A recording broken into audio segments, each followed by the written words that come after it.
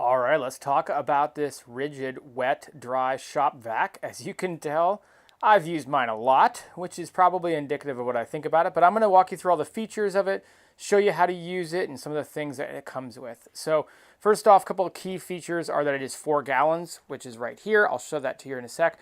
5 horsepower, 5 peak horsepower. I don't know why it says peak.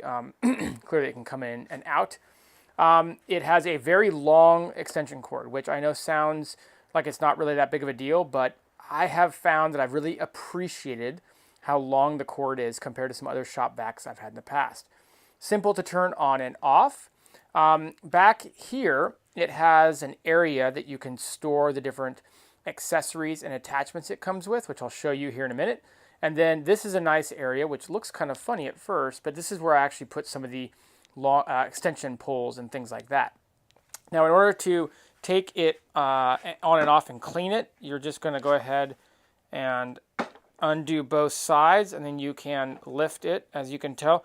So you can see it comes with a filter, and then this is where you'll have to clean it out, obviously, over time. You can see I've used it to get sawdust and different things like that. Now, in the wet setting, when you're doing, it's not a wet setting actually, I take that back, but when you're shop vacuuming things that are wet, the filter does get clogged, not clogged, but it does get messy very easily. That's probably the best way to put it. Not necessarily a bad thing, because every shop vac I've ever used, when you use it in the wet setting, that's just kind of how it goes. But I just thought that I would highlight that to you. Now let me show you some of the accessories that it comes with. What I have on there right now is what I use most of the time. I find this to be the most convenient. But it also comes with an extension wand, which I will put here, typically.